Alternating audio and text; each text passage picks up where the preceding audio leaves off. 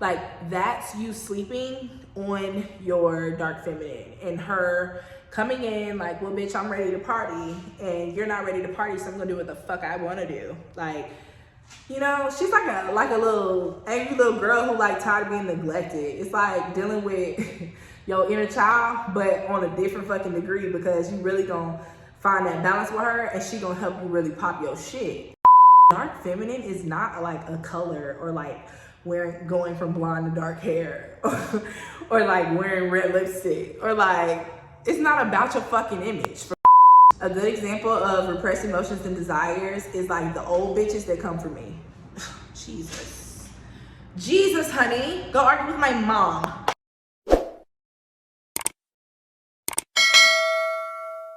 Hey y'all, welcome back to my channel. It's your girl, Dash. Okay, so first of all, I just recorded this whole video with the mic on, and it didn't record the sound. The whole video was 20 minutes long. So I'm only gonna hope that this video gives what it needs, because it totally couldn't at this point. We're gonna talk about some dark femininity. Now, I've been seeing so many fucking weird ass videos on YouTube about people talking about dark femininity, people representing dark femininity in the worst fucking degree. People saying that women are in a dark femininity wave and shit from TikTok. Of course, because TikTok ruins every damn thing. And yeah, so I just wanted to address it, because I feel like I am like an epitome of dark femininity. I am what success and balance with dark femininity looks like. So I kind of want to like dive into that topic a little bit more. I know we started it a couple months ago, but I want to like dive back in, talk about some thorough topics, and get some things covered and cleared, you know? So yeah, we're gonna talk about that in this video. 9 times out of 10, if you've never embraced your dark femininity, or if you're having troubles embracing your dark femininity more, this video will 100% help you. So let's talk about it. Real quick, I wanted to talk to y'all about your coaching options, okay? Hopefully you guys saw the beautiful reviews video. Thank you so much to everyone who has shown me love. Thank you to the constant reviews still coming in. You are loved, you are appreciated, you are valued, and you didn't have to do that, so thank you. Here are the 3 coaching options. We have Build Your Own, we have Goddess Activation, and we have Live Like a Goddess. This is my most extreme program, the longest program. Build Your Own is super like popular based on the things I learned with my beta coaching clients. It works really, really well, and it allows me to create a program designed just for you, because Goddess Activation and Live Like a Goddess pretty much have their own vibe, and you know, they have a set like routine that I like to follow with those 2 coaching programs. But with Build Your Own, you get to create your own, and we can also extend. So if there is more things that I feel you need outside of Build Your Own, we can just add on to that as well. So lots of options for that. 0 to 100 is my new coaching program that's coming, and it's super, super exciting, and I'm super excited for it, because I'm trying to get it put into an app format. So imagine you being able to wake up and click the app and see what the fuck I'm talking about today. How lit is that, right? So that's what I'm trying to do, and that's what, I'm not saying that's not what I'm trying to do, that's what the fuck I'm doing. And yeah, I'm so excited, but y'all know I love my private coaching clients. I cherish them dearly, so I always want you guys to know that you will have that option, and these are the options here. And then here we have 0 to 100. So yeah, I love you guys. Thank you for the support over the years. Thank you for helping me get here. Couldn't have done it without you. And now let's get into the video. Okay, so number 1, and we're not even really gonna go off numbers, because this isn't really like a number video. It's its own little thing, so we're gonna see. But either way, understanding that untamed dark feminine energy can really cause some fucking problems is super important, okay? This can happen both with the women who are so involved in their light feminine that they feel like fucking with their dark feminine will fuck something up. That's one side of it. And then another side of it is a lot of wounded feminines out here acting like they're thriving and diving in their dark femininity, but really they're being destructive as fuck and claiming that it's their dark feminine energy doing it. No, that is you moving from your wounded feminine energy, not your dark feminine energy. So I wanted to put a tone with that really fast, okay? And a really dope way you can think of dark femininity in comparison to light femininity, which is harped and praised in the femininity world, is dark femininity is a representation of like the fierceness, the fire in you, the transformation, you know, the rebirth. Like that is what the dark femininity, that is what dark femininity is. Light femininity is more so the representation of the birth, the nurturing, the loving, the sensitivity, the empathy, you know, the softness to it all, the softness of the feminine, okay? But don't think of the dark femininity as the dark or as the hard part, because it's not that. It's a beautiful thing that you have to embrace somewhere along your journey, or you're gonna have some issues somewhere along the way, okay? A lot of people try to steer far away from dark femininity because it is repressed emotions and desires that they actually want, but don't want to accept the fact that they want or are attracted to. It's super important to understand that a lot of people repress these emotions due to judgment and shame, okay? You are more than likely afraid of what someone is going to think of you, or more than likely afraid of what you will think of yourself. But the deepest thing and the realest thing and the truest thing is getting to know every side of yourself and not being shameful of it, you know? And if it is something that is fucking terrible, you know, let's cross our fingers it is not, let's go get some help for it, you know? A good example of repressed emotions and desires is like the old bitches that come for me. Jesus, honey, go argue with my mom, okay? Because it's like crazy, like, you know, but honestly, 9 times out of 10, I'm an epitome of what they wish they could be. And not saying you want to be like me, not that. It's the way that I'm so like shameless. Like, I'm shameless as fuck. You can't judge a bitch that don't care to be judged. You know what I mean? So like, but the tea, let me not get off topic because y'all know I'll ride a bitch, okay? But the tea is like, you only feel so strongly about what I'm doing and only disagree so much with what I'm doing because you repress parts of yourself that I present to you, you know? Or you wouldn't give a fuck. I hate to say it, babe, but 9 times out of 10, if you're easily triggered by something, it's some kind of desire or misunderstanding within yourself and that thing that you need to get in check. You might need to come to terms with, you know, because you don't give a fuck. Like, when you truly genuinely happy with yourself and happy with your life and know yourself, you don't care about somebody else doing some shit to make them happy. Why would I judge what you're doing over there to make you happy when I'm over here happy as hell too? Like, what the fuck? Like, let's all just be happy. But if somebody is repressing their shit and really sad and really miserable or really don't know what to do with themselves, and then they see somebody else shining and vibing to what the world would consider wrong, they on your ass, you know what I mean? But like, you have to like start thinking of things from that like standpoint. And that's something I've been telling someone that I've been working with. Like, you can't get fazed by little shit when you're trying to do some big shit. Like, you cannot let little opinions and thoughts and words and shit come into your fucking vibe when you vibing up here finna do some immaculate shit. You gotta make a choice. And if you choosing to pop your shit up here, that's where you popping your shit. And anything that goes on down here is beneath you, babe. You know what I mean? So like, you have to understand, like, anybody that's negatively coming towards you is over here, underneath this wall. You over here building a fucking fortress, a fucking world of yours, a world of desires and fulfillments. And you gotta understand that there's gonna be people along the journey that see it and be like, ill bitch, what the fuck are you doing? You know what I'm saying? But it's really because they aren't, what's the word? They don't have the fucking balls to do it themselves, you know? So a lot of people who are not willing to embrace their dark femininity are a lot of people who are not willing to really see who they really are. Let that one sink in. Something I've learned is like, most people are really not aware of their own thoughts, their own like emotions, their own feelings. I can say that the feelings 100% resonated with me a while ago. One thing that my sister brought to my attention in my most recent ceremony, my little academics, okay, is that I made a sacrifice years ago, right? And that was before I was even here on the internet. Like, I decided what my life was going to be and what it wasn't going to be. And I had to damn near break my heart so many times to get here. And like, not break my heart literally, but anyway, sometimes. But like, I had to let go of a lot of things that I wanted in that moment because I knew this is not what the fuck this is for me. This is not for me. You know, I had to literally walk away from things. I had to turn myself off from a lot of feelings and emotions and different things like that in order to become head honcho and sugar dating world the way I became head honcho and sugar dating world. I had to sacrifice a lot, both in my own personal life, my own personal dating life, and I had to sacrifice a lot like in my like business world as well, because I had to like put myself out there in order to really make sure people understood that I knew what the fuck I was talking about. And I'm not gonna say that it's tainted anything in the essence of like relationships with myself, because anybody who ever was offended, any man who was ever offended by anything that I said on YouTube was definitely not a man for me. But at the same time, it's like I was sacrificing that. I was sacrificing the nonchalant energy, the fuck that energy, the I run this shit energy, which I do and I did.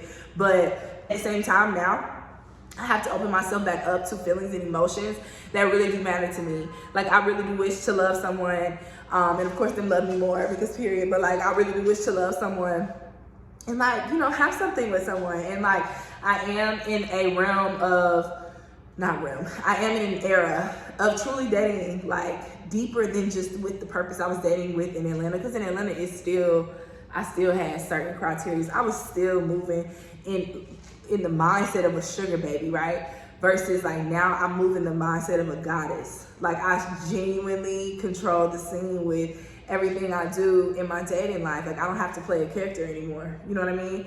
And of course, playing a character will always be an option. And I do recommend playing a character to someone who is looking to be very elite in her sugar baby world. But for me personally and where I am and the goals I've reached and I've done my sacrifice, girl, it's time for me to like really be able to be in tune with my own feelings and emotions and allow love and the love that I deserve into my life now, you know?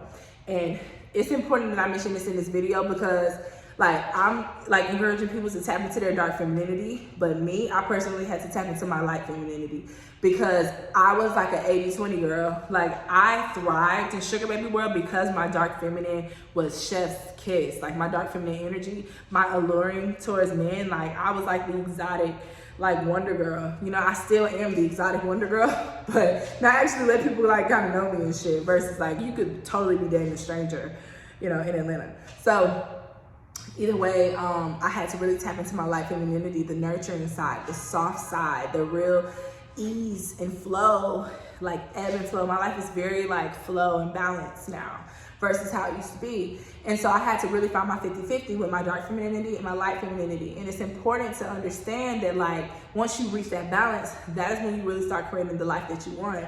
9 times out of 10, if you're very off balance, it's because one is significantly stronger than the other, okay? So that's just something to keep in mind. And that goes back, of course, to my original thought of most people are unaware of their thoughts and feelings. That is something that I'm very in tune with. And once you become very in tune with your thoughts first, then you become very in tune with your feelings, okay?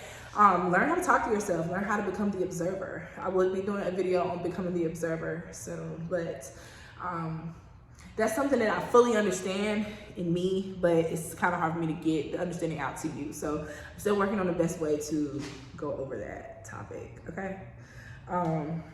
Do y'all love my hair? Because I love it, and I think I'm gonna have to take it out. It's just clips in my natural hair, but my hair is made my clips so greasy, and it's so fucking hot, and it's so annoying, and it's so much easier to wear a wig. But I love this look. This look is so me. It's me as fuck. It's beautiful. I love the color. I don't know. I'm probably gonna get a sew-in just like it because I don't know what else to do because I love it. Okay.